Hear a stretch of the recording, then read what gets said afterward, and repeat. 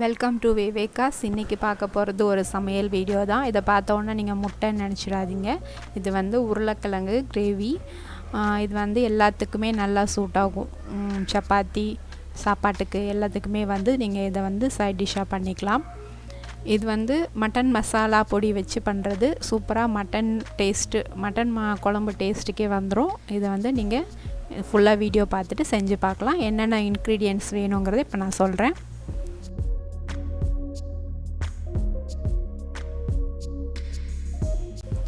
First வந்து கடாயில் எண்ணெய் ஊற்றிட்டு சோம்பு போட்டு தாளிச்சிக்கோங்க.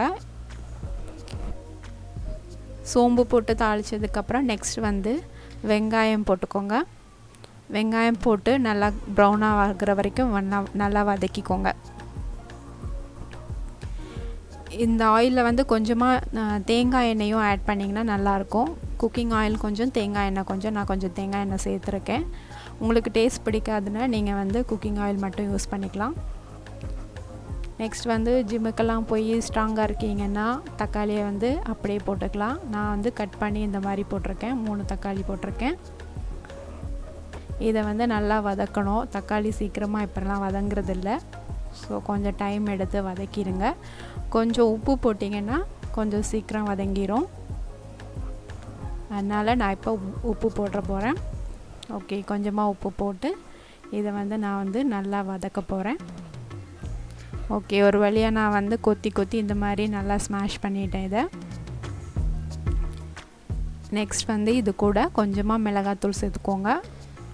மிளகாத்தூள் வந்து உங்களோட காரத்துக்கு தகுந்த மாதிரி எவ்வளோ வேணுமோ போட்டுக்கோங்க. நான் 1 ஸ்பூன் போட்டிருக்கேன். நெக்ஸ்ட் வந்து மட்டன் மசாலா பொடி. இதை வந்து வீட்டில் நான் வந்து செஞ்சுருக்கேன். அதோட ரெசிபியை வந்து நான் அடுத்த வீடியோவில் சொல்கிறேன். இந்த பவுடர் வந்து ஒரு 2 ஸ்பூன் போடணும். 2 இல்லைனா 3 ஸ்பூன், உங்களுக்கு எவ்வளோ கிரேவி வேணுமோ அவ்வளோ போட்டுக்கோங்க. ஓகே, இதை லைட்டாக கலந்து விட்டுட்டு இது கூட நம்ம வந்து வேக வச்ச உருளைக்கிழங்கை வந்து சேர்த்துக்கலாம். ஓகே, நான் கொஞ்சம் பெருசாக பண்ணியிருக்கேன். உங்களுக்கு குட்டியாக வேணும்னா குட்டியாக கட் பண்ணி போட்டுக்கலாம். இதை கொஞ்சமாக வதக்கி விட்டுட்டு நெக்ஸ்ட் வந்து தேங்காய் அரைச்சி வச்சுருக்கோம் இல்லையா, அதை வந்து இதில் ஊற்றிக்கணும். தேங்காய் அரைச்சதை இதில் நான் சேர்த்துட்டு வழக்கம் போல் அந்த மிக்ஸி ஜாரை கழுவி கொஞ்சம் தண்ணியை அப்படியே ஊற்றிக்கலாம். ஓகே, எவ்வளோ திக்னஸ் வேணுமோ அவ்வளோக்கு தண்ணி சேர்த்துக்கோங்க. ரொம்ப தண்ணி சேர்க்க வேண்டாம். கிரேவி கொஞ்சம் திக்காக இருந்தால் தான் நல்லாயிருக்கும். முதல்ல பார்க்குறதுக்கு ரொம்ப தண்ணியாக இருக்கும். கொஞ்சம் இது ஆறுன உடனே பார்த்திங்கன்னா திக்காயிரும் நல்லா. ஸோ இந்த அளவுக்கு வச்சுட்டு இதை வந்து நீங்கள் க்ளோஸ் பண்ணி வச்சுட்டுக்கோங்க.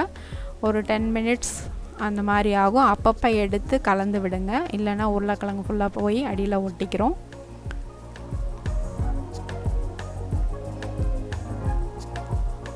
இதை வந்து மூடி வச்சிட்டோம். இப்போ வந்து ஒரு 10 மினிட்ஸ் அப்பப்போ கலந்து விட்டாச்சு. இந்த கிரேவி வந்து இப்போ ரெடி ஆயிடுச்சு. இந்த சப்பாத்தி சாப்பாட்டுக்கு, பூரிக்கு, எதுக்கு வேணாலும் சூட் ஆகும். தோசைக்கு எல்லாத்துக்குமே வந்து சூட் ஆகும். இந்த திக்னஸ்க்கு இறக்கி வச்சிங்கன்னா நீங்கள் கரெக்டாக சாப்பிடும்போது கரெக்டான இதுக்கு வந்துடும். ஓகே, இதை வந்து நீங்கள் வீட்டில் செஞ்சு பார்த்துட்டு கீழே கமெண்ட் போடுங்க. தேங்க்ஸ் ஃபார் வாட்சிங்.